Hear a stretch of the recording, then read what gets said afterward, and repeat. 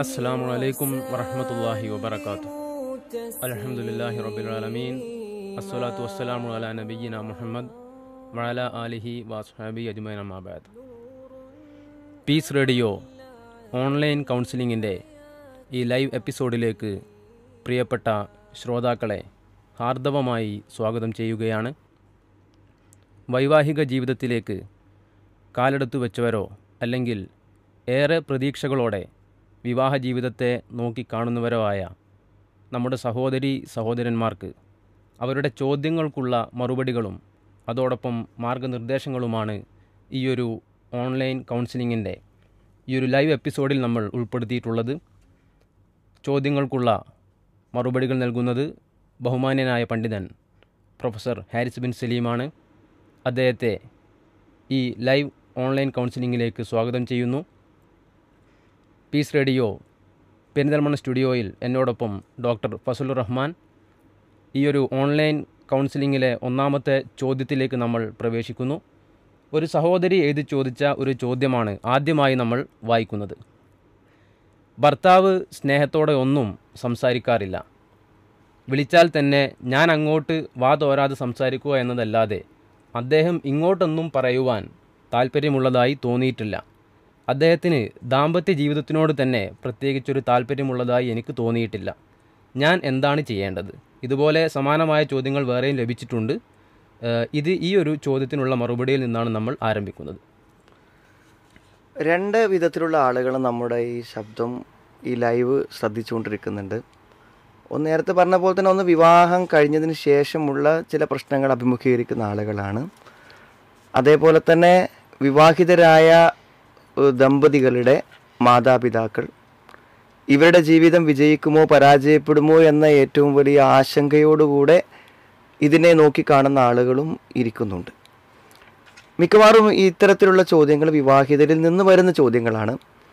അതുകൊണ്ട് തന്നെ ഇനിയുള്ള എല്ലാ ചോദ്യങ്ങളെയും മുന്നിൽ കണ്ടുകൊണ്ടാണ് ഞാനൊരു ആമുഖം ഏതാനും ചില വാചകങ്ങൾ പറഞ്ഞുകൊണ്ടാണ് ഇതിൻ്റെ മറുപടിയിലേക്ക് പ്രവേശിക്കാൻ ഉദ്ദേശിക്കുന്നത്. അതായത് എന്തെങ്കിലും ചില പരാജയങ്ങൾ മണക്കുമ്പോഴേക്കും ഇതിനി മുന്നോട്ട് കൊണ്ടുപോകണോ വേണ്ടയോ എന്ന ചിന്തയിലേക്കാണ് എത്രയും പെട്ടെന്ന് ഇപ്പോൾ ദമ്പതികളും മാതാപിതാക്കളും എത്തിച്ചേരുന്നത്. ഏറ്റവും അപകടകരമാണ് ഈ ചിന്ത എന്ന് നമ്മൾ മനസ്സിലാക്കണം. ഇവിടെ യഥാർത്ഥത്തിൽ ഒരു ദാമ്പത്യ ജീവിതത്തിൻ്റെ ആരംഭഘട്ടങ്ങളിൽ ഉണ്ടാകുന്ന പരാജയം രണ്ട് ദമ്പതികൾക്കും ഇതിൽ വിജയിക്കാനാകുമോ ഇല്ലയോ എന്ന തോന്നലാണ് യഥാർത്ഥത്തിൽ ഇതിൽ ഏറ്റവും പ്രധാനപ്പെട്ട കാര്യം. അപ്പോൾ വിജയിക്കാൻ കഴിയുകയില്ല എന്നതിൻ്റെ സൂചനകളാണ് ദാമ്പത്യത്തിലുള്ള ചില പ്രശ്നങ്ങളായി നമ്മുടെ മുന്നിലേക്ക് വരുന്നത്. അപ്പോൾ ബുദ്ധിയുള്ള ദമ്പതികളും ബുദ്ധിയുള്ള രക്ഷിതാക്കളും അതിനെ സമീപിക്കേണ്ടത് എങ്ങനെയാണ്? ഈ പരാജയം ഈ ഒരു ബന്ധത്തിൽ മാത്രം പരിമിതമാണെന്ന് ആർക്ക് പറയാൻ പറ്റും? ഈ പെൺകുട്ടിക്ക് അല്ലെങ്കിൽ ഈ ഭർത്താവിന് അല്ലെങ്കിൽ ഈ ഭാര്യയ്ക്ക് ഈ ദമ്പതികൾക്ക് ഇനിയൊരു വിവാഹത്തിൽ വിജയിക്കാൻ കഴിയുമെന്നെങ്കിൽ നമ്മളെങ്ങനെ പറയും? അതുകൊണ്ട് ഏറ്റവും പ്രധാനം, ഒരു വിവാഹം കഴിഞ്ഞു, അതെല്ലാവരും അറിഞ്ഞു, ഒരു ദാമ്പത്യ ജീവിതം ആരംഭിച്ചു. ആ സ്ഥിതിക്ക് ഇത് വിജയിപ്പിക്കുവാൻ പറ്റുമോ എന്നതിനെക്കുറിച്ചുള്ള അങ്ങേയറ്റത്തെ പരിശ്രമങ്ങൾക്കും പരിശീലനങ്ങൾക്കും ശേഷം മാത്രമേ എന്തുള്ളൂ ഇത് അവസാനിപ്പിക്കുന്നതിനെ കുറിച്ചുള്ളൊരു ചിന്തയിലേക്ക് പ്രവേശിക്കാനേ പാടുള്ളൂ. അത് സ്വന്തമായ നമ്മുടെ ഒരു അഭിപ്രായം മാത്രമല്ല, ഇസ്ലാം തന്നെ അങ്ങനെയാണ് പറയണത്. എന്തെങ്കിലും ഒരു നുഷൂസ്, ഒരു ചെറിയ ഒരു അസ്വാരസ്യങ്ങൾ സൂചനയിൽ പെടുകയാണെങ്കിൽ അവരെ ഉപദേശിക്കണം. തൽക്കാലം ചില മാറ്റി നിർത്തണം. പിന്നെ മധ്യസ്ഥ ചർച്ചകൾ നടക്കണം എന്നൊക്കെ പറഞ്ഞത് എന്തിനാന്ന് വിചാരിച്ചാൽ ഇത് പെട്ടെന്ന് അങ്ങ് തീരുമാനിക്കേണ്ട. കാരണം എന്തെങ്കിലും ചെറിയ പ്രശ്നങ്ങൾ ഉണ്ടാകുമ്പോഴേക്കും ഇത് അവസാനിപ്പിച്ചൊരു പുതിയ വിവാഹമാണ് പരിഹാരം എന്ന് വരുമ്പോൾ യഥാർത്ഥത്തിൽ ഒരു പരിഹാരമല്ല ഉണ്ടാകുന്ന ഏറ്റവും വലിയ പ്രശ്നത്തിലേക്കാണ് പോകുന്നത്.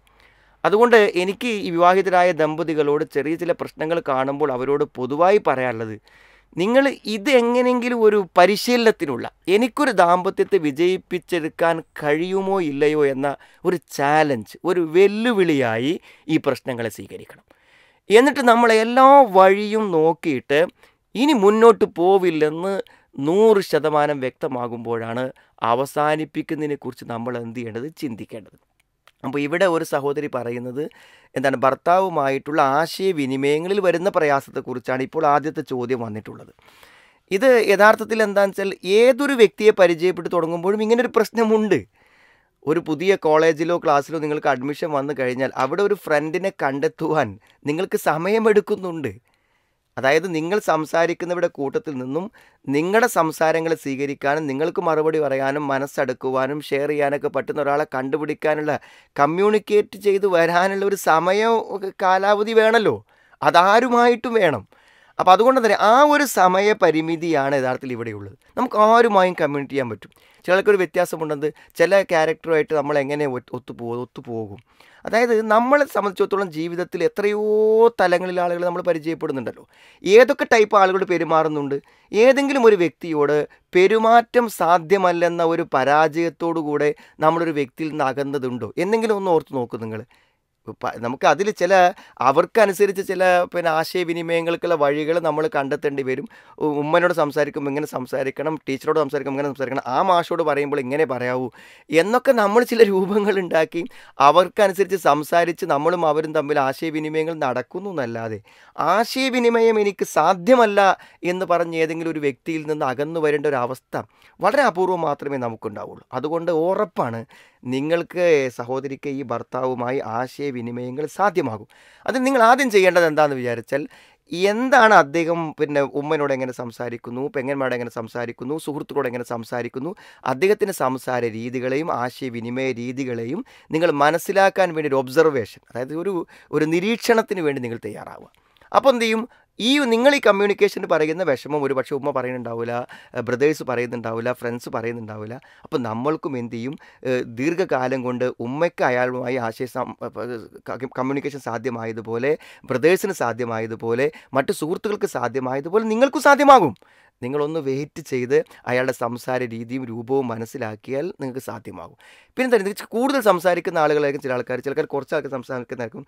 കുറച്ച് സംസാരിക്കുന്ന ആളുകൾക്ക് ആ സംസാരത്തിന് പകരം അവർക്ക് എന്ത് ചെയ്യും, നമുക്ക് സ്നേഹം തരാൻ പറ്റുന്ന ചില പെരുമാറ്റങ്ങളും ചില സമീപന രീതികളൊക്കെ എക്സ്ട്രാ ഉണ്ടാവും. നമ്മൾ വെയിറ്റ് ചെയ്യണം. അതാണ് ഏറ്റവും പറയാനുള്ളത്. ഒരു കമ്മ്യൂണിക്കേഷൻ്റെ ഒരു പ്രശ്നം മാത്രം പറഞ്ഞുകൊണ്ട് ഒരു ദാമ്പത്യ ബന്ധം പരാജയപ്പെടാൻ പാടില്ല. നിങ്ങൾ എന്ത് ചെയ്യണം, അദ്ദേഹത്തിൻ്റെ ഒരു ശൈലി മനസ്സിലാക്കി, രൂപം മനസ്സിലാക്കി അദ്ദേഹവുമായി നല്ല ആശയവിനിമയത്തിന് ശ്രമിക്കുമ്പോൾ തീർച്ചയായും നടക്കും. പിന്നെ ഇതിൽ പറഞ്ഞൊരു കാര്യം എന്താ വെച്ചാൽ, ദാമ്പത്യത്തോട് അദ്ദേഹത്തിന് താല്പര്യമില്ല. ദാമ്പത്യത്തോട് താല്പര്യമില്ലാത്ത ഒരാൾ വിവാഹത്തിന് ഒരുങ്ങുമോ? നമ്മൾ ചിന്തിക്കൊണ്ടൊരു കാര്യം, വിവാഹത്തിന് അയാൾ തയ്യാറായി, ഒരു വിവാഹ ജീവിതത്തിന് വേണ്ടി അയാൾ ഒരുങ്ങി.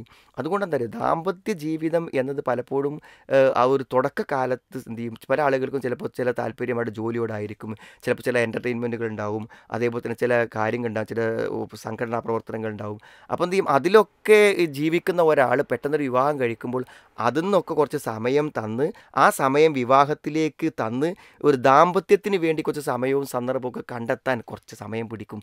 അതൊക്കെ നമ്മളൊന്ന് കാത്തിരുന്ന് നല്ല സ്നേഹത്തോടെ സംസാരിപ്പിച്ച് അദ്ദേഹത്തിന് ഇത്തരം കാര്യങ്ങൾ താല്പര്യം ജനിപ്പിക്കുന്ന വർത്തമാനങ്ങളൊക്കെ പറഞ്ഞ് നമ്മൾ എന്ത് ചെയ്യണം, ഒരു ദാമ്പത്യ ജീവിതത്തിൻ്റെ മധുരവും ആസ്വാദനവും ഒരു പെണ്ണിൽ നിന്ന് ഒരാൾക്ക് കിട്ടും.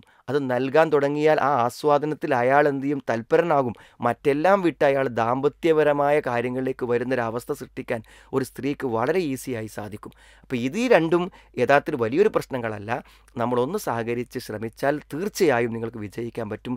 ചെറിയ ചെറിയ പരാജയങ്ങൾ കാണുമ്പോഴേക്കും മതി എന്ന് വെക്കുന്നതിന് പകരം ആ പരാജയങ്ങളെ ഒരു ചാലഞ്ചായി എടുത്ത് വിജയിപ്പിക്കുവാനുള്ള പരിശ്രമങ്ങളിലേക്ക് മുന്നോട്ട് പോകണമെന്നാണ് ഇനിയും ചോദ്യങ്ങളുമായി കാത്തിരിക്കുന്നവരോടൊക്കെ നമുക്ക് പൊതുവായി പറയാനുള്ളത്. നല്ല പ്രാർത്ഥനയും നല്ല പരിശ്രമവും ഉണ്ടെങ്കിൽ ഏത് കാര്യങ്ങൾക്കും അള്ളാഹു തൗഫീഖ് നൽകും, അത് വിജയിക്കും. ചെറിയ ശ്രമങ്ങൾ അള്ളാഹു വലിയ സഹായം ചെയ്യുന്ന ഒരു രംഗമാണ് വിവാഹരംഗം, ദാമ്പത്യരംഗം എന്ന് മനസ്സിലാക്കിക്കൊണ്ട് പ്രതീക്ഷയോടെ മുന്നോട്ട് പോകണമെന്നാണ് ഓർമ്മപ്പെടുത്താറുള്ളത്. ഈ ചോദ്യത്തിൻ്റെ മറുപടിയുമായി ചേർത്ത് വെക്കാവുന്ന മറ്റൊരു ചോദ്യം ഒരു സഹോദരി എഴുതി ചോദിച്ചത്, എനിക്കെൻ്റെ ഭർത്താവിനോട് എങ്ങനെ സംസാരിക്കണമെന്ന് അല്ലെങ്കിൽ എങ്ങനെ പെരുമാറണമെന്ന് എനിക്ക് ഇതുവരെ അറിയില്ല. എൻ്റെ ചില പെരുമാറ്റം കാണുമ്പോൾ ഭർത്താവ് പറയും എന്നോട് തീരെ സ്നേഹമില്ല, അങ്ങനെയാണ് എനിക്ക് തോന്നുന്നത്. ഞാൻ എങ്ങനെയാണ് എൻ്റെ ഭർത്താവിനോട് സംസാരിക്കേണ്ടത്, എങ്ങനെയാണ് പെരുമാറേണ്ടത്? ഈ സ്നേഹമില്ല എന്ന് മിക്കവാറും ആളുകളോടൊക്കെ തമ്മിൽ പറഞ്ഞിട്ടുണ്ടായിരിക്കും. എനിക്ക് തോന്നുന്നത് ദാമ്പത്യ ജീവിതത്തിൽ ഈ ഒരു വാക്ക് എപ്പോഴെങ്കിലും കേൾക്കാത്ത ആളുകൾ കുറഞ്ഞൊക്കെ എന്നോട് ഇഷ്ടമല്ല എന്ന് ഭാര്യ ഭർത്താവിനോടും ഭർത്താവ് ഭാര്യയോടൊക്കെ പറയും. അതിൻ്റെ അർത്ഥം നമ്മൾ ഇതിനൊരു തികഞ്ഞ ഒരു യാഥാർത്ഥ്യമായിട്ട് എടുക്കരുത്, നമ്മളൊരു സീരിയസ് വാക്കായിട്ട് എടുക്കരുത്. കാരണം അത് ചില സന്ദർഭങ്ങളിൽ സിമ്പതി കിട്ടാൻ വേണ്ടിയിട്ടോ സ്നേഹം കിട്ടാൻ വേണ്ടിയോ പറയുന്ന ഒരു കാര്യമാണ്. പിന്നെ ഒരു പ്രീ മെരിറ്റൽ കൗൺസിലിംഗ് ക്ലാസ്സുകളിലൊക്കെ കാര്യമായി അതിൻ്റെ ഫാക്കൽറ്റികൾ പറയുന്ന ഒരു പ്രധാന വിഷയമാണെന്ത്, എങ്ങനെ നമ്മൾ ഒരാളുമായി പെരുമാറി തുടങ്ങുന്നു. ഞാൻ പറഞ്ഞു, ഈ പെരുമാറി തുടങ്ങാനുള്ള ഫോർമാലിറ്റീസും കാര്യങ്ങളൊന്നും നിങ്ങൾ ഈ ഭാര്യ ഭർത്തൃ ബന്ധത്തിൽ ചിന്തിക്കേ വേണ്ടെന്നാണ് ഞാൻ പറഞ്ഞത്. എല്ലാ പിടുത്തവും വിട്ടിട്ടുള്ള അങ്ങേയറ്റത്തെ ഫ്രീഡത്തോടു കൂടെയുള്ള ഒരു പെരുമാറ്റ രീതിയാണ് ഭാര്യയും ഭർത്താവ്. നമ്മളൊരു ഓഫീസിൽ കയറി ചെല്ലുമ്പോൾ അവിടെ ചില ഫോർമാലിറ്റീസ് ഉണ്ടാവും, ടീച്ചേഴ്സിന് സംസാരിക്കുമ്പോൾ അവിടെ ചില മര്യാദകൾ ഉണ്ടായിരിക്കും. ഞാൻ പറഞ്ഞാൽ അങ്ങനെയൊന്നും ചിന്തിക്കേണ്ട. കാരണം ഭർത്താവ് എന്ന് പറഞ്ഞാൽ അയാളൊരു ഫ്രണ്ടാണ്. ഒരു ഫ്രണ്ടിനോട് നമുക്ക് എന്തൊക്കെ പറയാം. അപ്പോൾ അതത്ര സ്വാതന്ത്ര്യം നമുക്കുണ്ട്. അതേപോലെ തന്നെ ഭർത്താവ് എന്ന് പറയുമ്പോൾ ഒരു പിതാവാണ്. നമുക്കിതിന് വാപ്പനോട് പറയാൻ നമ്മൾ പേടിക്കുന്നത്. ഭർത്താവ് എന്ന് പറയുമ്പോൾ ഒരു ഉമ്മയാണ്. ഉമ്മയോട് പറയാൻ എന്ത് വൈകല്യങ്ങളെയും തകരാറുകളെയും തിരുത്തുന്ന ഒരു ഉമ്മയോട് പറയാൻ എന്തിനാണ് നമ്മൾ മടിക്കുന്നത്? പക്ഷെ പൊതുവേ പെൺകുട്ടികൾ ശ്രദ്ധിക്കേണ്ട ഒരു കാര്യം എന്താ വെച്ചാൽ, നിങ്ങൾ ഈ വിവാഹം കഴിഞ്ഞ് ഭർത്താവിനോട് സംസാരിച്ച് തുടങ്ങുമ്പോൾ ഏറ്റവും പ്രധാനപ്പെട്ട എപ്പോഴും നമ്മൾ മറ്റുള്ളവർക്ക് അവസരം കൊടുക്കുക വേണ്ടത്. ഇത് മറ്റുള്ളവർക്ക് അവസരം കൊടുത്തിട്ട് അവർ പറയട്ടെ, അവരെക്കൊണ്ട് നിങ്ങൾ പറയിപ്പിക്കുക. ആ പറയിപ്പിക്കുമ്പോൾ എന്താ വെച്ചാൽ, ആ പറഞ്ഞ് വരുമ്പോൾ നമുക്ക് മനസ്സിലാകും അയാൾ എങ്ങനെയാണെന്ന്. പിന്നെ നമുക്ക് അയാളോട് ഈസി ആയിട്ട് കമ്മ്യൂണിക്കേറ്റ് ചെയ്യാൻ പറ്റും. അതുകൊണ്ട് നിങ്ങൾ നല്ലൊരു മികച്ച ശ്രോതാവാകുക, നന്നായിട്ട് കേൾക്കുക. ഈ ഓരോ ചെറിയ ചെറിയ കാര്യങ്ങൾ ചോദിച്ചുകൊണ്ടിരിക്കുക. നിങ്ങൾ പഠിച്ചപ്പോൾ എങ്ങനെയായിരുന്നു, നിങ്ങൾ ഹോസ്റ്റലിലാണ് താമസിച്ചത്, നമുക്കറിയാം ഏതൊരാളും പറയാവുന്ന എത്ര സംസാരിക്കാത്തവനെ നമുക്ക് സംസാരിപ്പിക്കാം. കാരണം അയാൾക്ക് ഈസിയായി പറയാവുന്ന ചില കാര്യങ്ങൾ നമ്മൾ ചോദിച്ചു തുടങ്ങാം. വാപ്പൻ്റെ നാട് എവിടെയാണ്, ഉമ്മൻ്റെ നാട് എവിടെയാണ്, എങ്ങനെയാണ് ജീവിത പശ്ചാത്തലങ്ങൾ, ചെറുപ്പത്തിൽ എങ്ങനെയൊക്കെ ആയിരുന്നു, നിങ്ങളെ പഠനം എങ്ങനെയായിരുന്നു, പരീക്ഷകളൊക്കെ നിങ്ങൾ എങ്ങനെയാണ് പാസ്സായി വന്നത്, ഈ ജോലി നിങ്ങൾക്ക് എങ്ങനെയാണ് ലഭിച്ചത്, എന്തൊക്കെ ചോദിക്കണം. നമുക്ക് അയാളുടെ ഒരു 10-25 കൊല്ലത്തെ ചരിത്രം നമുക്ക് ചോദിച്ചറിയാമല്ലേ. ഓരോ ചോദ്യങ്ങൾ ചോദിക്കുമ്പോഴും അദ്ദേഹം അങ്ങനെ സംസാരിക്കട്ടെ. അപ്പോൾ അദ്ദേഹം സംസാരിക്കുമ്പോൾ അദ്ദേഹത്തിൻ്റെ സംസാര ശൈലിയിൽ നിന്ന്, രൂപത്തിൽ നിന്ന് കൂടുതൽ സംസാരിക്കോ കുറച്ച് സംസാരിക്കോ, ഏറ്റവും ഇൻട്രസ്റ്റ് ഏതിനാണ് സംസാരിക്കാനുള്ളത് എന്നൊക്കെ നമുക്ക് മനസ്സിലാവും. അപ്പോൾ നന്നായ താല്പര്യമുള്ള വിഷയങ്ങൾ ഏതാണെന്ന് നമ്മൾ നോട്ട് ചെയ്തിട്ട് പിന്നെ അതിനെപ്പറ്റി ചോദിക്കുക. ആ കൂടുതൽ ചോദിക്കുമ്പോൾ അതിനെക്കുറിച്ച് പറയാൻ തയ്യാറാകും. അങ്ങനെ എന്ത് ചെയ്യും, സംസാരങ്ങൾ കൂടുതൽ നമുക്ക് ഇപ്പോൾ തീരെ സംസാരിക്കാത്തൊരു വ്യക്തിയെപ്പോലും ഒരുപക്ഷെ സംസാരിപ്പിച്ച് കൊണ്ടുവരാൻ നമുക്ക് കഴിയും. അതുകൊണ്ട് സംസാരിക്കുന്നതിനെ കുറിച്ചൊരു ഭയം മനസ്സിലില്ലാതിരിക്കുക. കൂടുതൽ എന്ത് ചെയ്യുക, സംസാരിക്കാൻ അവർക്ക് അവസരം കൊടുക്കുക. അങ്ങനെ സംസാരിക്കാവുന്ന വിഷയങ്ങൾ തിരഞ്ഞെടുത്ത് ചോദിക്കുക. ഇൻട്രസ്റ്റീവ് ആയിട്ടുള്ള വിഷയങ്ങൾ ഏതാണെന്ന് കണ്ടെത്തുക. അതിൽ കൂടുതൽ എന്ത് ചെയ്യുക, അവരെ താല്പര്യപ്പെടുത്തുക. ഇങ്ങനെ പോയാൽ ഏതൊരു വ്യക്തിയും സംസാരിക്കാൻ പറ്റും. പിന്നെ ഇങ്ങനെ വളരെ അനാവശ്യമായി സംസാരിക്കുന്നതിനൊന്നും ഇസ്ലാമിനും വലിയ സ്ഥാനമൊന്നുമില്ല. നമ്മൾ ആവശ്യമായ കാര്യങ്ങൾ സംസാരിക്കുക. അപ്പം തരൂ, നമുക്കിപ്പോൾ കുറേ ടൈം ഉണ്ടാവും, ഹണിമൂൺ ടൈമിലൊക്കെ കുറേ സമയം ഉണ്ടാവും. പിന്നെ നമ്മളൊരു ബിസി ലൈഫിലേക്ക് വരുമ്പോൾ ഒന്നുണ്ടാവില്ല, ടൈം നമുക്ക് ഉണ്ടാവില്ല. അപ്പോൾ അത്ര അധികം സംസാരിക്കാനൊന്നുമില്ല. നമുക്ക് സംസാരിക്കാൻ പറ്റുന്ന അവസരങ്ങളെ നന്നായി ഉപയോഗിക്കുക.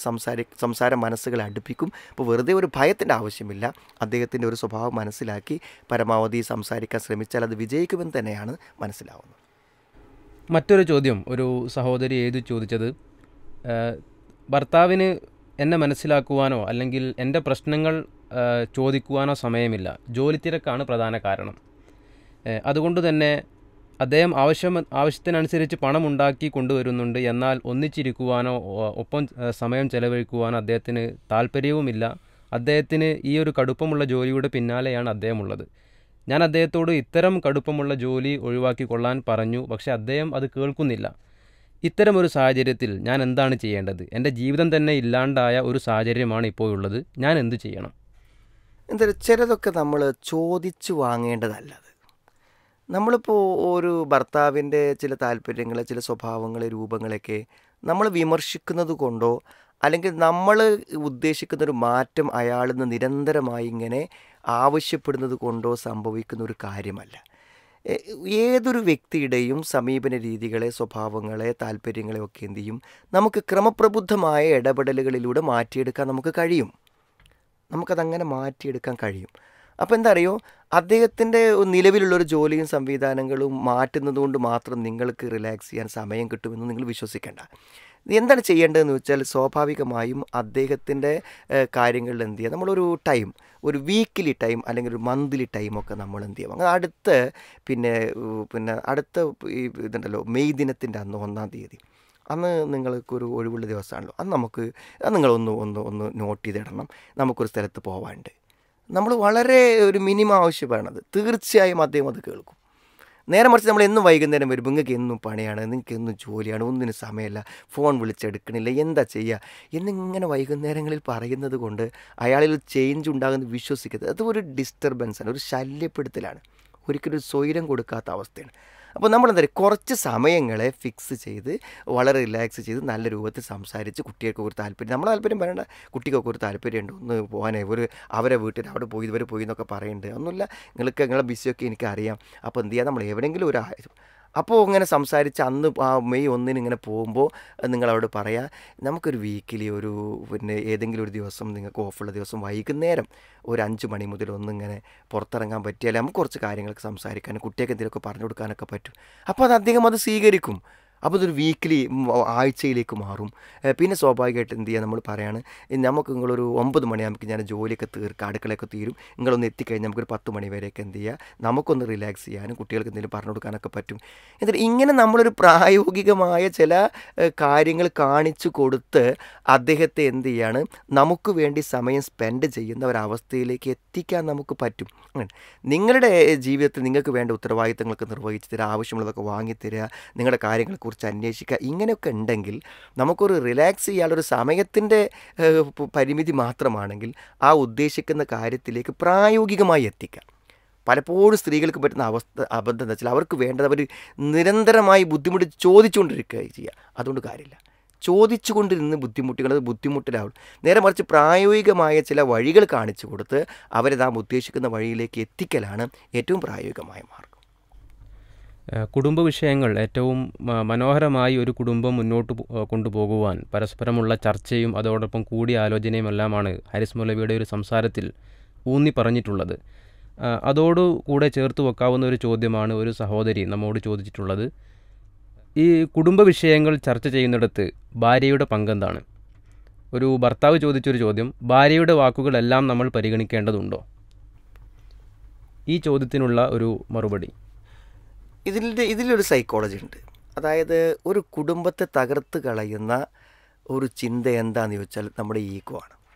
അതായത് ഭാര്യയെ സംബന്ധിച്ചിടത്തോളം എനിക്ക് ചില അവകാശങ്ങളില്ലേ, എനിക്ക് ചില അധികാരങ്ങളില്ലേ, എനിക്ക് ചില അഭിപ്രായങ്ങളില്ലേ, അത് അദ്ദേഹം പരിഗണിക്കണ്ടേ. അതേപോലെ തന്നെ ഞാൻ ഭർത്താവല്ലേ, ഞാൻ പറഞ്ഞത് അവൾ കേൾക്കല്ലേ വേണ്ടത്, ഈ കുടുംബത്തിൻ്റെ കാര്യത്തിൻ്റെ അന്തിമ വാക്ക് ഞാനല്ലേ അവളെക്കാൾ മുതിർന്ന ആൾ, ഞാനല്ലേ അനുസരിക്കപ്പെടേണ്ടവൻ, ഞാൻ പറയുന്ന അവൾ കേട്ടാൽ പോരെ. സുഹൃത്തുക്കളെ, ഈ ചിന്തകളായിട്ടൊക്കെ നമുക്കൊരു കുടുംബത്തെ എങ്ങനെ കൊണ്ടുപോകാൻ പറ്റും? ഞാൻ പറഞ്ഞ ഈ ഒരു കാഴ്ചപ്പാട് തന്നെ നമ്മൾ മാറ്റണം. നമ്മൾ ഈ കാഴ്ചപ്പാടുകൾ നമ്മൾ എന്താ മാറ്റേണ്ടത് വെച്ചാൽ, ശരിക്കും ഭാര്യ ഭർത്തൃ ബന്ധം എന്ന് പറയുന്നത് എന്താണ്? യഥാർത്ഥത്തിൽ അവർ പരസ്പരം എന്ത് ചെയ്യണം, സഹകരിച്ചും എല്ലാ കാര്യങ്ങളെയും പരസ്പരം ഷെയർ ചെയ്തുമാണ് നിർവഹിക്കുന്നത്. അങ്ങനെയാണ് പോകേണ്ടത്. അതിൽ ഭർത്താവിൻ്റെ മാത്രം ചില കാര്യങ്ങളെന്നോ ഭാര്യയുടെ മാത്രം ചില കാര്യങ്ങളെന്നോ പറഞ്ഞ് നമുക്ക് വേർതിരിക്കാൻ പറ്റില്ല. നിങ്ങൾ ഒരു ഡോക്ടറാണ്, അല്ലെങ്കിൽ നിങ്ങളൊരു അധ്യാപകരാണ്, നിങ്ങളുടെ ജോലി സ്ഥലത്തേക്ക് നിങ്ങളുടെ ഭാര്യ വരുന്നേയില്ല. എന്നാൽ പോലും നിങ്ങളുടെ ജോലിയിൽ അവളൊരു പങ്കാളിയാണ്. നിങ്ങളെ സമാശ്വസിപ്പിക്കാനും സമാധാനിപ്പിക്കാനും നിങ്ങളുടെ ജോലി സ്ഥലത്തെ ടെൻഷൻ ഷെയർ ചെയ്യാനും ഒക്കെ എന്തായാലും എല്ലാറ്റിലും നമ്മൾ പരസ്പരം സഹകരിച്ചാണ് പോകുന്നത്. അതുകൊണ്ട് ഏതു കാര്യങ്ങളിലും ഭാര്യയ്ക്കൊരു പാർട്ടുണ്ട്, അതേപോലെ തന്നെ ഭർത്താവിനൊരു പാർട്ടുണ്ട്.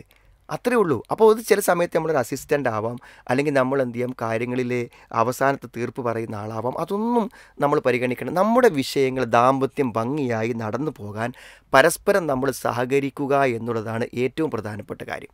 ഇവിടെ യഥാർത്ഥത്തിൽ എന്താ വെച്ചാൽ ഭർത്താവിനൊരു ശൈലിയുണ്ട്. എന്താ ഭർത്താവിൻ്റെ ശൈലി? അയാൾ അധികാരസ്ഥനാണ്, ബഹുമാനിക്കപ്പെട്ടവനാണ്, ഒരു സ്ത്രീ ഏറ്റവും അധികം റെസ്പെക്റ്റ് ചെയ്യേണ്ട ആൾ ഭർത്താവിനൊക്കെ ശരിയാണ്. പക്ഷെ ഭർത്താവിൻ്റെ ശൈലി എന്താണ് അറിയുങ്ങൾ? ശൂറയാണ്.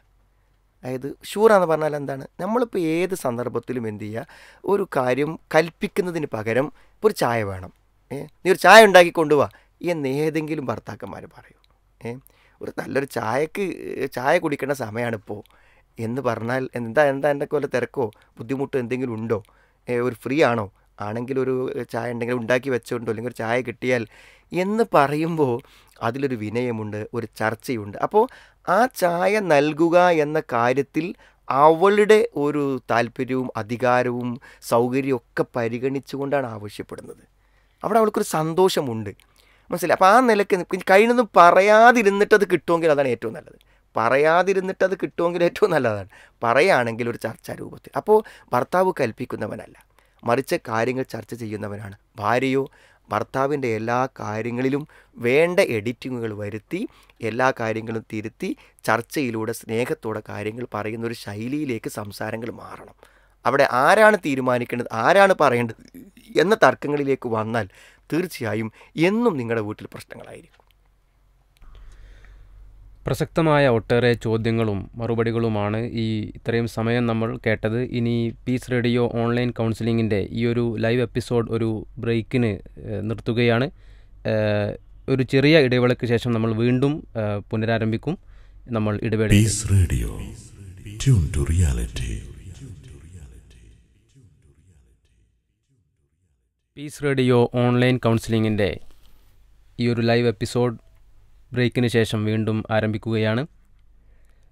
കല്യാണം കഴിഞ്ഞ് 14 വർഷമായ ഒരു ഭർത്താവ് ചോദിച്ച ഒരു ചോദ്യമാണ് നമ്മളിനി വായിക്കുന്നത്.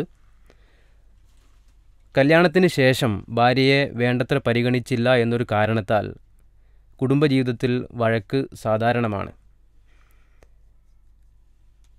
കുട്ടിയെ പ്രസവിച്ചപ്പോൾ അവൾക്ക് കുട്ടിയെ നോക്കാൻ ഒരു വേലക്കാരിയെ നിർത്തിയില്ല എന്നതായിരുന്നു ആദ്യത്തെ പരാതി.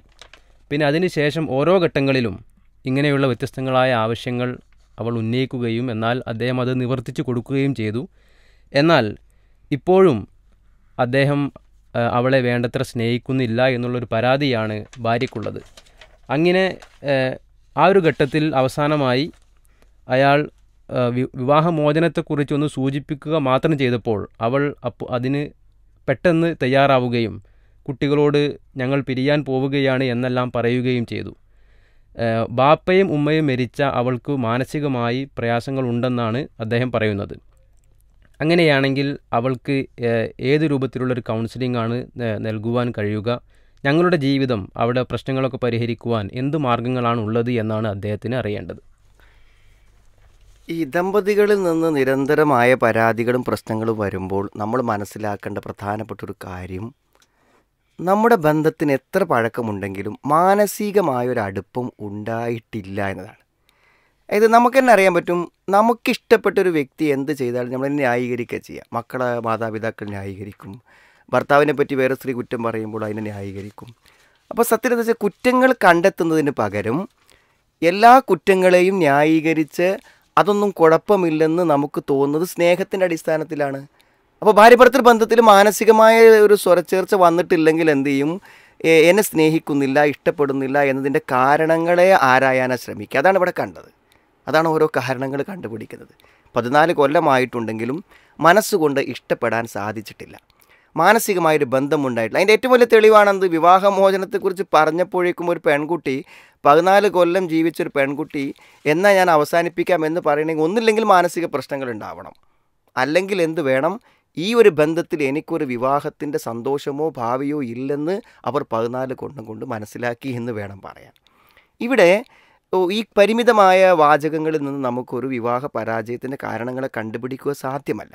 പക്ഷേ എങ്കിൽ പോലും ഇതിൽ നിന്ന് കിട്ടുന്ന ഒരു കാര്യം എൻ്റെ ഈ സുഹൃത്തിനോട് എനിക്ക് പറയാനുള്ളത്, നിങ്ങളുടെ ഒരു പരിഹാരമായി തോന്നുന്നു ഏതൊരു സ്ത്രീയും ഒരു ലാളന ആഗ്രഹിക്കുന്നുണ്ട്.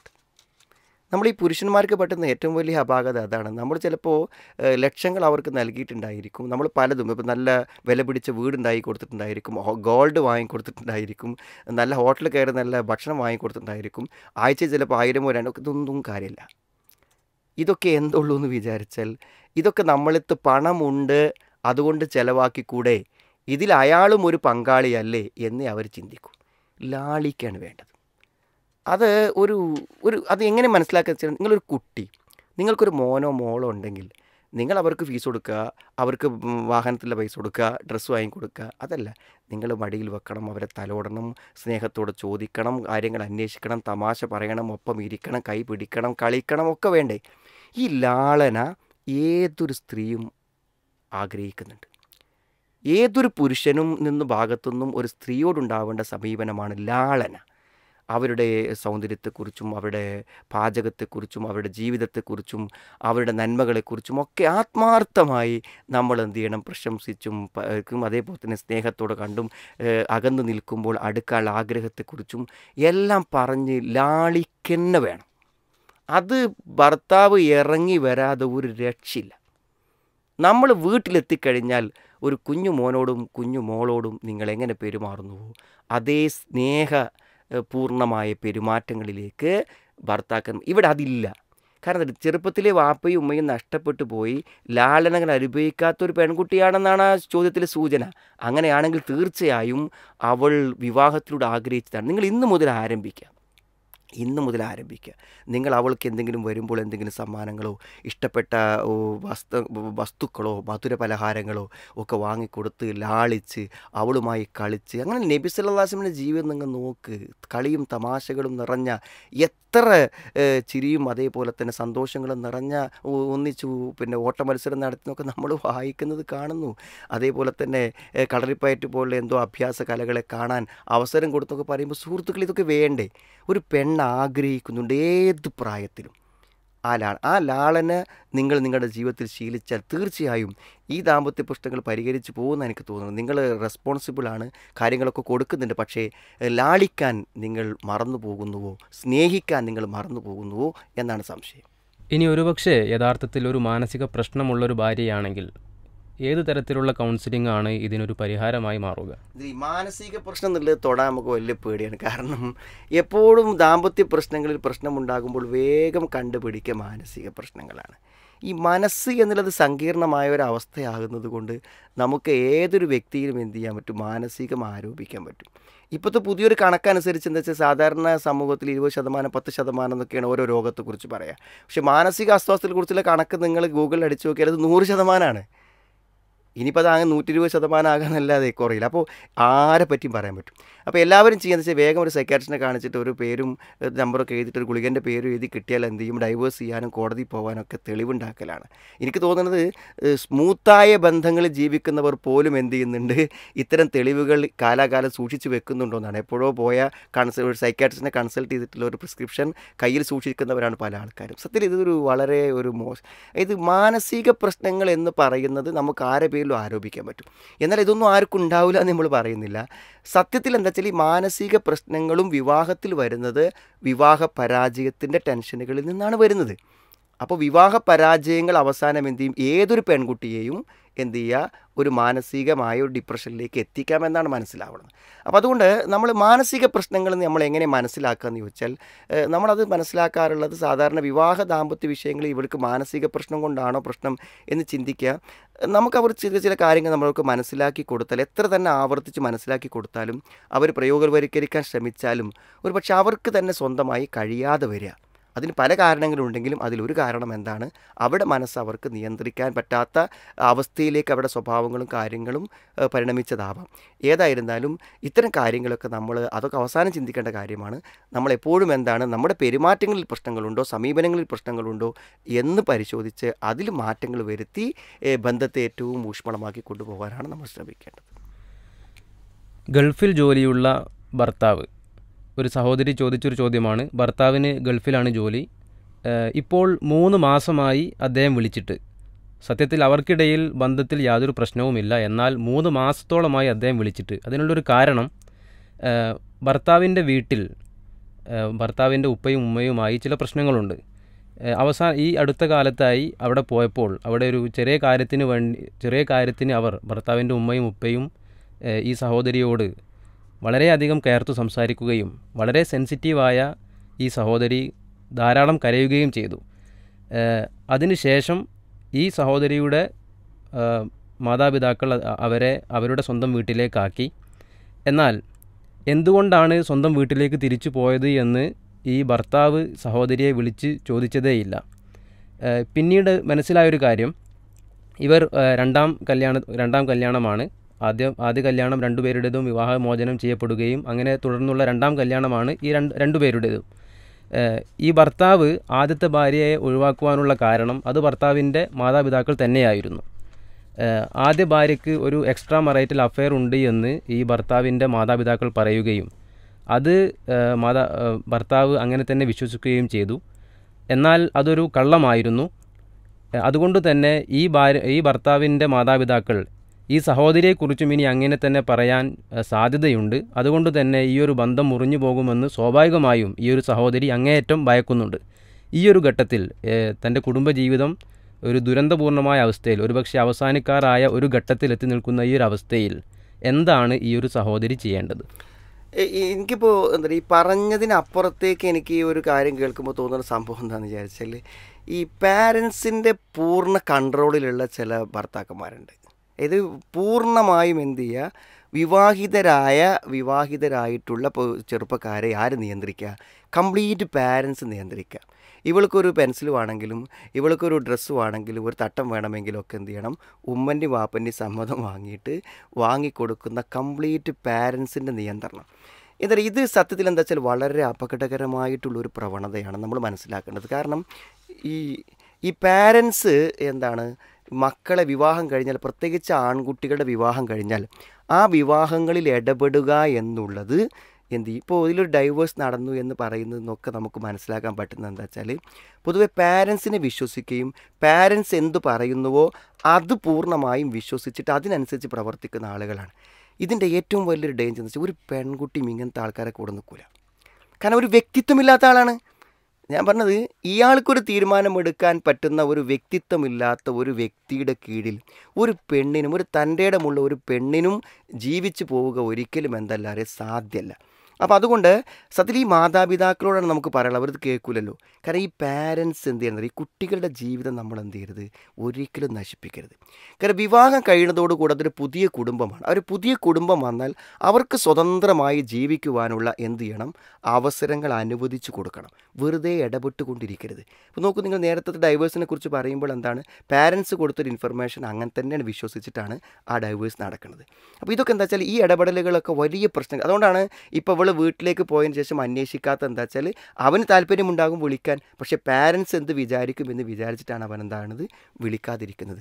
സത്യത്തിൽ നമ്മളിവിടെ മനസ്സിലാക്കേണ്ടത്, ഈ ഒരു കാരണം കൊണ്ട്, ഒരു വ്യക്തിത്വമില്ലാത്തതിൻ്റെ പേരിൽ, ഒരു വ്യക്തിത്വത്തോടു കൂടി ഒരു കുടുംബത്തിൻ്റെ നാഥനായി നിലനിൽക്കാൻ പറ്റാത്തതിൻ്റെ പേരിൽ ഡൈവേഴ്സ് സംഭവിച്ചാൽ പാരൻസിനെയാണ് നമ്മൾ വാൺ ചെയ്യുന്നത്, നിങ്ങളുടെ മക്കൾ കാലാകാലം ഒരു തകർന്ന കുടുംബമായി ജീവിക്കേണ്ടി വരുന്നുള്ളതാണ്.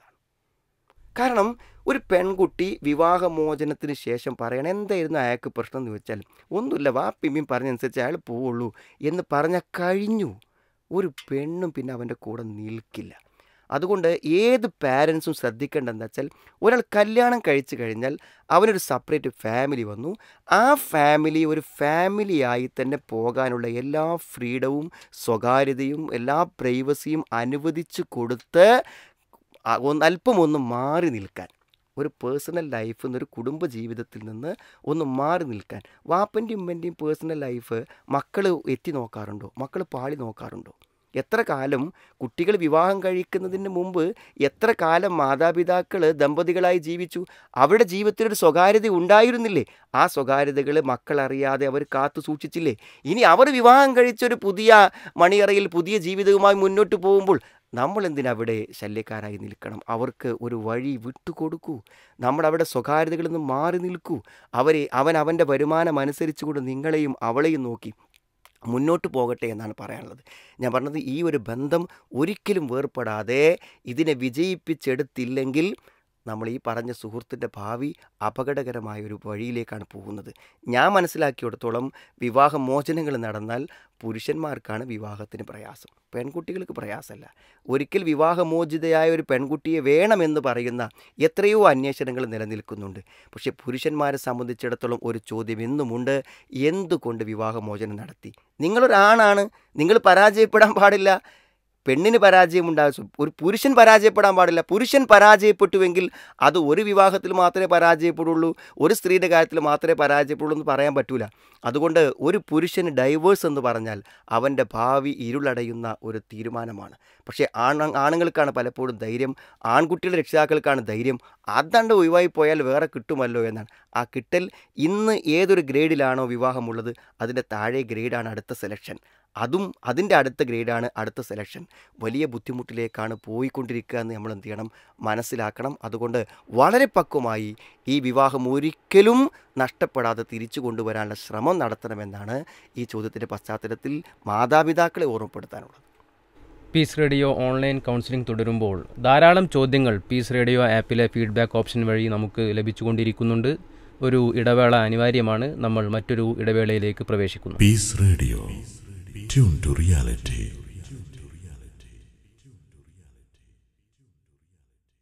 പീസ് റേഡിയോ ഓൺലൈൻ കൗൺസിലിംഗ് തുടരുകയാണ്. അടുത്തൊരു ചോദ്യം ഒരു സഹോദരി ചോദിച്ചൊരു ചോദ്യമാണ്. എൻ്റെ ഭർത്താവ് നമസ്കാരം ഒരു നിർബന്ധ ഘടകമായി എടുക്കുന്നില്ല. എത്ര പറഞ്ഞാലും കേൾക്കുന്നില്ല. അവസാനം ഈ ഒരു സംസാരം ഒരു വഴക്കിലാണ് ചെന്നവസാനിക്കുന്നത്. ഞാൻ എങ്ങനെയാണ് എൻ്റെ ഭർത്താവിനോട് നമസ്കരിക്കുവാൻ ആവശ്യപ്പെടേണ്ടത്? എനിക്ക് അദ്ദേഹത്തിൻ്റെ കാര്യത്തിൽ വളരെ പേടിയാവുന്നു. അദ്ദേഹത്തിൻ്റെ പരലോകത്തിൻ്റെ കാര്യത്തിൽ എങ്ങനെയാണ് അദ്ദേഹത്തോട് നമസ്കരിക്കുവാൻ ആവശ്യപ്പെടേണ്ടത്? ഈ ചോദ്യം കേട്ടപ്പോൾ എനിക്ക് ഓർമ്മ വന്നൊരു കാര്യമാണ്. കഴിഞ്ഞ ഒരു കൗൺസിലിംഗ് അനുഭവത്തിൽ ഞാൻ കണ്ട ഒരു ലേഡി, അവിടെ ഭർത്താവ് നമസ്കരിക്കുന്നില്ല, എനിക്ക് ആകെ ഒരു ആഗ്രഹമുള്ള അയാൾ നമസ്കരിച്ചാൽ മതി എന്നാണ്. അപ്പോൾ ഞാൻ അദ്ദേഹത്തോട് വളരെ സ്വകാര്യമായി ചോദിച്ചു, നിങ്ങൾ എന്താണ് നമസ്കരിക്കാതിരിക്കാൻ കാരണം? കാരണം നമസ്കാരം എത്ര ഗൗരവപരമായ കാര്യമാണ്.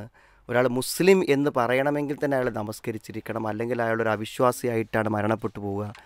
ഇങ്ങനെയൊക്കെ പറഞ്ഞപ്പോൾ അയാൾ പറഞ്ഞെന്താ അറിയോ, എനിക്ക് ഇവളോടുള്ള പ്രതിഷേധമാണ്.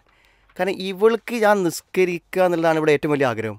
അപ്പോൾ ഇവളൊരു പാഠം പഠിപ്പിക്കാൻ ഏറ്റവും വലിയ പരിഹാരമാർഗം എന്താണ്? നിസ്കരിക്കാതിരിക്കലാണെന്നാണ്.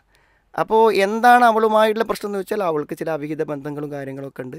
അപ്പോൾ അതാണ് അതിനുള്ളൊരു കാരണമായിട്ട് പറഞ്ഞത്. അപ്പോൾ നമ്മൾ ഈ വ്യക്തി നമസ്കരിക്കാതിരിക്കുന്നത് മതപരമായ ബോധം അദ്ദേഹത്തിന് ലഭിക്കാൻ ഇതുവരെ സാധിക്കാഞ്ഞിട്ടാണോ, അതല്ലെങ്കിൽ മറ്റെന്തെങ്കിലും കാരണങ്ങളാണോ എന്ന് പരിശോധിക്കപ്പെടേണ്ടതുണ്ട് യഥാർത്ഥത്തിൽ. അതാണ് ഏറ്റവും പ്രധാനപ്പെട്ട കാര്യം. അങ്ങനെയാണെങ്കിൽ ഒരു നമസ്കാര പ്രശ്നം മാത്രമല്ല, ഇസ്ലാമികമായ ബോധമില്ലാത്തതിൻ്റെ പേരിലാണ് നമസ്കരിക്കാത്തതെങ്കിൽ അവിടെയുള്ളത് എന്താ വെച്ചാൽ ഒരു നിസ്കരിക്കാത്തൊരു പ്രശ്നം മാത്രമാവില്ല, അദ്ദേഹത്തിൻ്റെ വിശ്വാസത്തിലും അദ്ദേഹത്തിൻ്റെ ദീനിലും ഒക്കെ പ്രശ്നങ്ങളുണ്ടാവും. അതുകൊണ്ട് എന്താണെന്ന് വിചാരിച്ചാൽ എപ്പോഴും ശ്രദ്ധിക്കേണ്ടത്, മുതിർന്ന ആളുകളെ, അതായത് ഭർത്താവ്, നമ്മൾ റെസ്പെക്റ്റ് ചെയ്യേണ്ട ആളുകൾ, ഭർത്താവ്, വാപ്പ, ഉമ്മ, ഇങ്ങനത്തെ ആളുകളെ നമ്മൾ ഉപദേശിക്കുക എന്ന് പറയുമ്പോൾ അത് കുറച്ച് പ്രയാസമുള്ള പരിപാടിയാണ്. കാരണം നമ്മൾ ഉപദേശിക്കുമ്പോൾ അവിടെ ഒരു ആറ്റിറ്റ്യൂഡ്, എന്നെ ഉപദേശിക്കുകയോ, എൻ്റെ മകൻ എന്നെ ഉപദേശിക്കുകയോ, എൻ്റെ വിദ്യാർത്ഥി എന്നെ ഉപദേശിക്കുകയോ എന്ന ചിന്ത ഒരു ആൻറ്റി മെൻറ്റാലിറ്റിയിലേക്കാണ് അവരെ എത്തിക്കുക. അതുകൊണ്ട് ഉപദേശിക്കുകയാണെന്ന് തോന്നാത്ത വിധത്തിൽ അവരെ കാര്യങ്ങൾ ധരിപ്പിക്കുവാനുള്ളൊരു ശ്രമമാണ് ഏറ്റവും പ്രധാനം. ഒരു പക്ഷേ ഒരു ഭാര്യ ഭർത്താവിനോട് നിസ്കരിക്കാൻ ഉപദേശിക്കുന്നത് കൊണ്ട് മാത്രം അയാൾ നിസ്കരിക്കാതിരിക്കാം.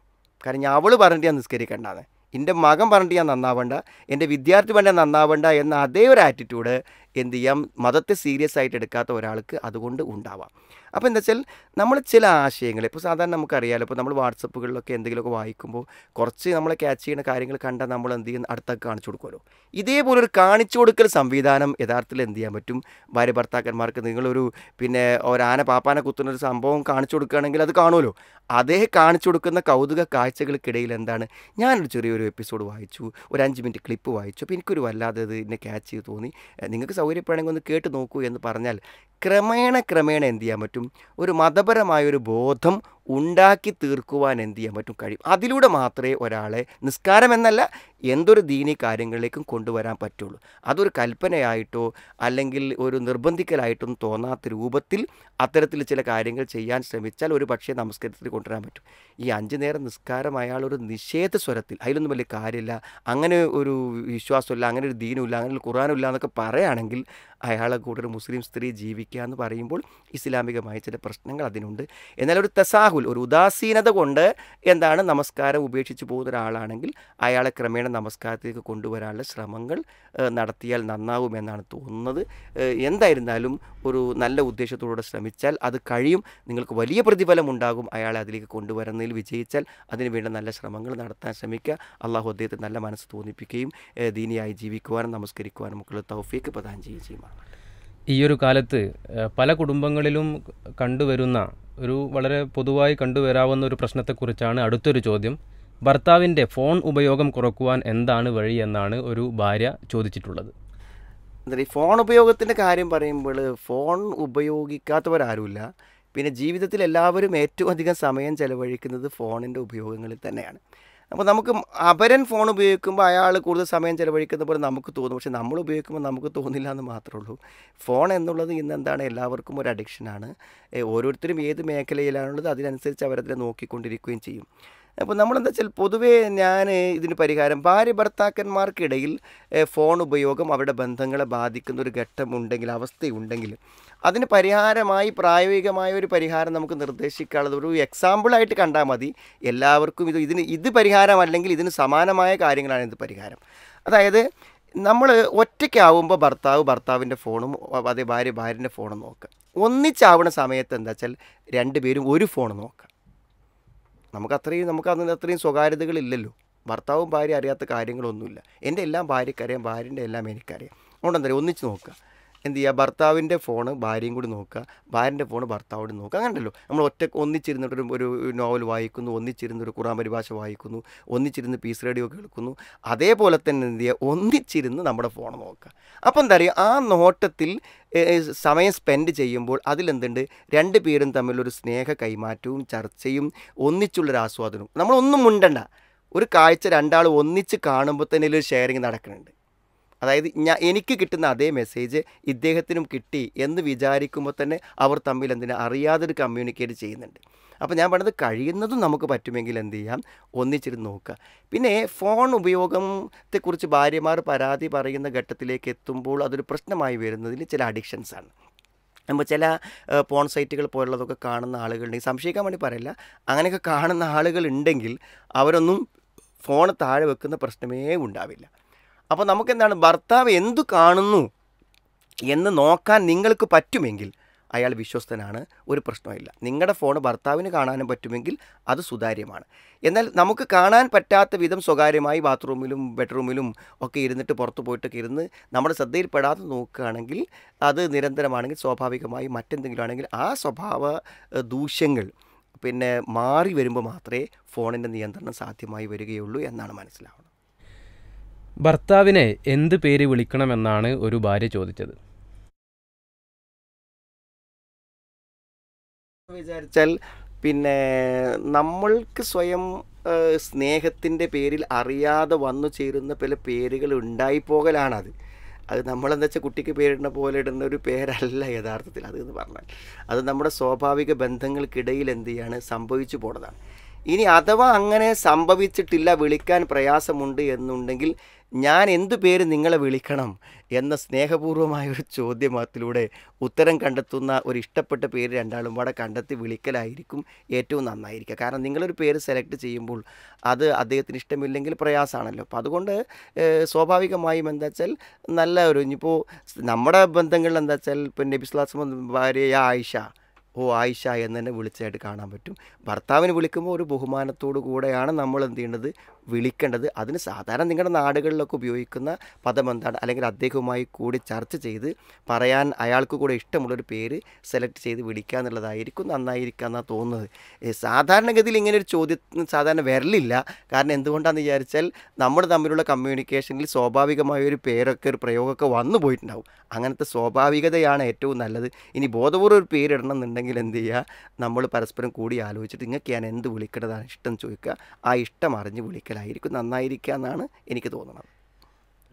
അടുത്തൊരു ചോദ്യം, വസ്വാസുള്ള ഭാര്യയെ എങ്ങനെ പറഞ്ഞു മനസ്സിലാക്കാമെന്നാണ് ഒരാൾ ചോദിച്ചിട്ടുള്ളത്. അതായത് കൈ വീണ്ടും കഴുകുക, അല്ലെങ്കിൽ വൃത്തിയാക്കിക്കൊണ്ടിരിക്കുക, ഇങ്ങനെ തുടങ്ങിയ വസ്വാസുള്ള ഒരു ഭാര്യയെ എങ്ങനെ പറഞ്ഞു മനസ്സിലാക്കാം എന്നാണ് ചോദ്യം. ഈ വസ്വാസ് എന്നുള്ളത് പിന്നെ OCD എന്ന് പറയുന്ന ഒരു അസുഖത്തിൻ്റെ ഭാഗമായിട്ടുള്ളതാണ്. ഇത് വളരെ വ്യാപകമാണ്. ഇപ്പോൾ പഴയ പോലെയല്ല, ഇത് ഇഷ്ടം പോലെ ആളുകൾക്കുണ്ട്. ഇപ്പോൾ എന്തുകൊണ്ടാണെന്ന് അറിയില്ല, ധാരാളക്കണക്കിന് പുതുതലമുറകൾ, കുറച്ച് പ്രായമായവരിൽ നമ്മൾ മുമ്പൊക്കെ ഇത് സാധാരണ കണ്ടിരുന്നു, പ്രത്യേകിച്ച് സ്ത്രീകളിലൊക്കെ ഒരു 10, 40, 45, 50 വയസ്സ് കഴിഞ്ഞാൽ. ഇപ്പോൾ അതല്ല, ഇപ്പോൾ ഇത് വളരെ കോമൺ ആണ്. ഇവിടെ എനിക്ക് പറയാനുള്ളൊരു പ്രധാനപ്പെട്ട ഈ OCD-യുള്ള ആളുകൾ, വസ്വാസുള്ള ആളുകളുണ്ടല്ലോ, ഈ വസ്വാസുള്ള ആളുകളെ നമ്മളിങ്ങനെ കുറ്റപ്പെടുത്തി കൊണ്ടിരിക്കും. സത്യത്തിൽ അതാണ് ഇതിൽ ഏറ്റവും വലിയ പ്രശ്നം ഞാൻ പറയണത്. ഇവർക്ക് കഴിയൂല.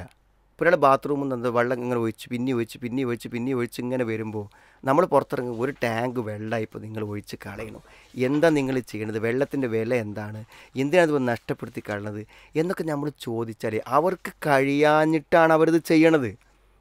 അവർക്കത് സാധ്യമാവുന്നില്ല, അതുകൊണ്ടാണ് അവർ ചെയ്യുന്നത്. അപ്പോൾ എന്ന് പറഞ്ഞാൽ ഇതൊരു അസുഖം എന്ന നിലയ്ക്ക് നമ്മൾ ട്രീറ്റ്മെൻറ്റ് നടത്തുക എന്നുള്ളത് തന്നെയാണ് ഏറ്റവും പ്രധാനപ്പെട്ട കാര്യം. എനിക്ക് തോന്നുന്നത് സാധാരണ ഒരു കൗൺസിലിങ്ങിൽ ഇതിനൊക്കെ ചില പ്രയോജനങ്ങൾ ഉണ്ടെങ്കിലും വിത്ത് മെഡിസിൻ, മരുന്ന് ഏറ്റവും നന്നായി വേണമെന്ന് ആലോചിക്കണം. ഇനിയിപ്പോൾ നമുക്ക് ഏതും സെലക്ട് ചെയ്യാം. ഇപ്പം മരുന്നുകൾ പലതുണ്ടല്ലോ, അലോപ്പതിയിൽ നല്ല സൈക്കാട്രിക് ഡോക്ടർമാരിലുണ്ട്, അതേപോലെ തന്നെ ഹോമിയോപ്പതിയിലുണ്ട്, പലതിലും നല്ല മെഡിസിൻസ് ഉണ്ട്. അത് മെഡിസിൻ ഉപയോഗിക്കണം. പക്ഷെ നമുക്കൊരു പ്രാഥമികമായി ഇവർക്ക് പറഞ്ഞു കൊടുക്കാൻ പറ്റുന്ന ഒരു കാര്യം, അത് ഈ സന്ദർഭത്തിൽ പറയാനുള്ളത്, ഒന്ന്, ഈ മതപരമായ കാര്യങ്ങളിലാണ് ഇവർക്ക് വസ്വാസെങ്കിൽ, അതായത് വൃത്തിയായോ ശുദ്ധിയായോ നായ തൊട്ടോ ഓതു ശരിയായോ നിസ്കാരം ശരിയായോ ഫാത്തിഹ ഓതിയോ ഓതിയിലെ നിയ്യത്ത് ശരിയായോ, ഇതൊക്കെയാണ് ഇവർക്ക് വസ്വാസ് എന്നുണ്ടെങ്കിൽ എന്ത് ചെയ്യുക, നമുക്കത് മതപരമായ വിവരമുള്ള ഒരാളെ കൊണ്ട് അത് ക്ലാരിഫൈ ചെയ്ത് കൊടുക്കാൻ പറ്റും. ഇപ്പോൾ ഉദാഹരണം പറയണമെങ്കിൽ ഇപ്പോൾ നീയത്ത് വെച്ച് ശരിയായില്ല, ഒരാളെ നീയത്ത് ശരിയല്ല, എനിക്ക് നിസ്കരിക്കുമ്പോൾ നീയത്ത് വെച്ചിട്ട് ശരിയാവില്ല എന്നൊരാൾ പറയുകയാണെങ്കിൽ, എനിക്ക് രാത്രി നിസ്കാരത്തിന് നീയത്ത് വെച്ചിട്ട് ശരിയാവില്ല എന്ന് പറഞ്ഞാൽ നമ്മൾ ആളുടെ പറയണമെന്ന് വെച്ചാൽ, നിങ്ങൾ പിന്നെ രാത്രി ഉണർന്നത് എന്തിനാ? രാത്രി നിസ്കരിക്കാൻ. ഒലുവെടുത്ത് എന്തിനാ? രാത്രി നിസ്കരിക്കാൻ. ബാത്റൂമിൽ പോയത് എന്തിനാണ്? നിങ്ങൾ നിസ്കരിക്കാൻ ഒലുവെടുക്കാൻ വേണ്ടിയിട്ട്. അപ്പം പായ വിരിച്ച് എന്തിനാണ്? ഒലുവെടുക്കാൻ വേണ്ടിയിട്ട്. നിസ്കാരക്കുപ്പായിട്ട് എന്തിനാണ്? നിസ്കരിക്കാൻ വേണ്ടി. ഇതൊക്കെ നിസ്കരിക്കാൻ വേണ്ടിയിട്ടാണെങ്കിൽ പിന്നെ ഞാൻ നിസ്കരിക്കാൻ ഉദ്ദേശിക്കുന്നു എന്നൊരു വാക്ക് നിങ്ങൾ എന്തിനു പറയണം? അപ്പോൾ അവിടെ ഉദ്ദേശമുണ്ടായിട്ടുണ്ട്, സംഭവിച്ചിട്ടുണ്ട് എന്ന് ബോധ്യപ്പെടുത്തിയാൽ നീയത്തിൻ്റെ വസ്വാസ് പോകും. പിന്നെ പണ്ഡിതന്മാർ പറഞ്ഞൊരു കാര്യം എന്താ വെച്ചാൽ, ഈ വസ്വാസ് എന്നുള്ളൊരു അസുഖം ആകുന്നത് കൊണ്ട് ഒലുവെടുക്കുമ്പോൾ പിന്നെ ഒറ്റ പ്രാവശ്യം എടുത്താൽ മതി. അത് ഇനി നേരായില്ല എന്ന് നിങ്ങൾക്ക് ഉറപ്പാണ് വിചാരിച്ചോളൂ. ഈ അസുഖമുള്ള ആൾക്കാർക്ക് അവർക്ക് ആ ഒലു മതി എന്നാണ് പറഞ്ഞത്. പണ്ഡിതന്മാരതാ പറഞ്ഞത്, അത് അവർക്ക് ആ ഒലു മതി. ഇനിയിപ്പോൾ അത് തെക്ബീറത്തുൽ ഇഹ്റാം കെട്ടിയിട്ട് ശരിയായില്ല എന്ന് തോന്നി അത് മതി. അത് ശരിയായില്ലെങ്കിലും നിങ്ങൾക്കത് മതി. നിങ്ങൾക്ക് അതിൻ്റെ പേരിൽ നിങ്ങൾ നിസ്കാരം ശരിയാവാത്ത അവസ്ഥ ഉണ്ടാവില്ലെന്നാണ് പണ്ഡിതന്മാർ പറഞ്ഞിട്ടുള്ളത്. അപ്പോൾ അതുകൊണ്ട് അതിൽ ആ സംശയങ്ങൾ ദൂരീകരിച്ചു കൊടുക്കുക എന്നുള്ളതാണ് ഒന്ന്. രണ്ടാമത്തൊരു കാര്യം എന്താണെന്ന് വിചാരിച്ചാൽ, നമ്മൾ പിന്നെ ഒരു ചെറിയൊരു പരിശീലനം നമ്മളിങ്ങനെ കൊടുത്തു കഴിഞ്ഞാൽ എന്ത് ചെയ്യും, അവരെ കൂടെ ഇങ്ങനെ നിന്ന് സഹകരിച്ച് കൊടുത്താൽ, അവരെ എന്ത് കാര്യങ്ങളിലാണെങ്കിലും ഇത്ര മതി, ഇങ്ങനെ ചെയ്താൽ മതി എന്നിങ്ങനെ നമ്മൾ അവരെ കൂടെ നിന്ന് ഒരു പരിധി വരെ അവരെ ബുദ്ധിമുട്ടിക്കാത്ത രൂപത്തിൽ നമ്മൾ എന്ത് ചെയ്യാണ് സഹകരിച്ച് കൊടുത്താൽ എന്ത് ചെയ്യും, അത് പറ്റും.